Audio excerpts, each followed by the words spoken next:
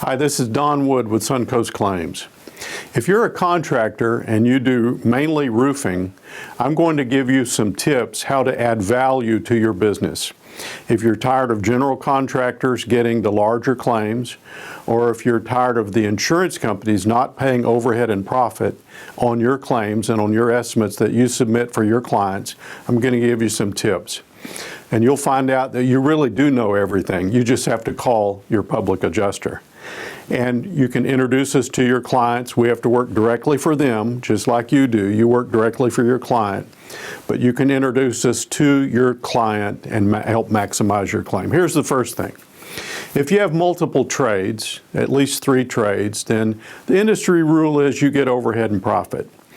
Now, the carriers try to say we don't pay overhead and profit on roofs. That's baloney. They do owe it on everything. We have the backup for that, and we can help you once we get involved. But you're going to put the roof on, but let me tell you some more things that you need to look at. You need to look at the roof vents. If you want to add another trade to your estimate, quit replacing the dryer vent, the heater vent, the water heater vent, the kitchen vent, especially if they have gas heat in the home. Quit touching those things.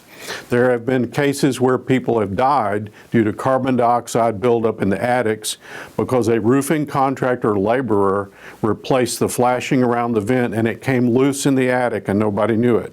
The thing was still standing there, but it was filling the attic with carbon dioxide.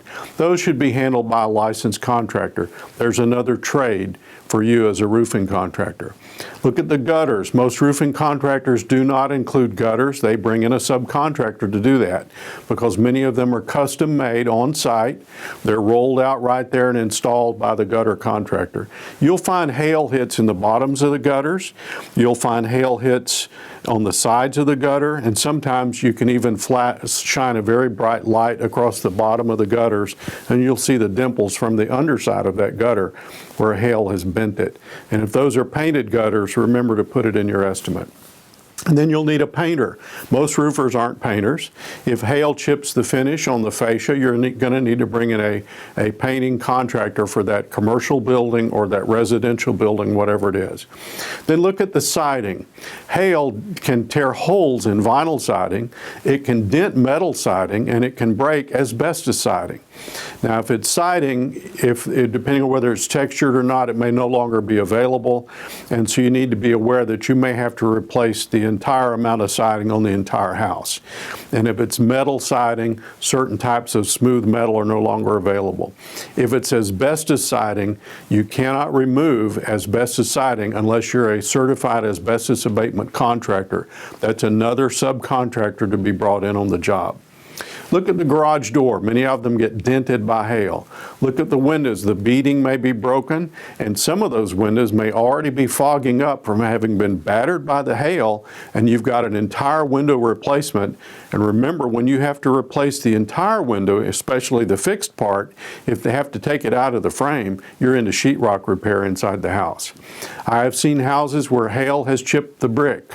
I know that this is something that people would not like to, they would like to ignore it, especially the carriers. But if it's soft brick and it was large, hard hail, it can damage that brick and it may involve rebricking the entire house. Look at the air conditioning units and look at the hits in the coils.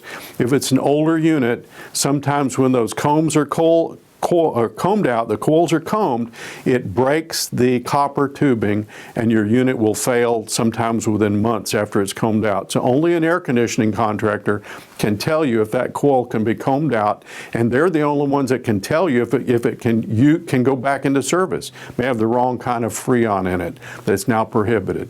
And then when you have a roof leak, water gets in the insulation in the attic. If you have a water mark on a light fixture, I would replace the light fixture because you're leaving that client vulnerable to a short. Houses have burned down because water carried minerals into the light fixture, then it dried out later, the house caught on fire. So all you'll do is enhance the revenue on your business if you call Suncoast Claims to help you. You have nothing to lose, everything to gain. That's for you and your client. So learn how to introduce your clients to a public adjuster at the right time. And I hope these tips help you maximize the recovery for your client and for you.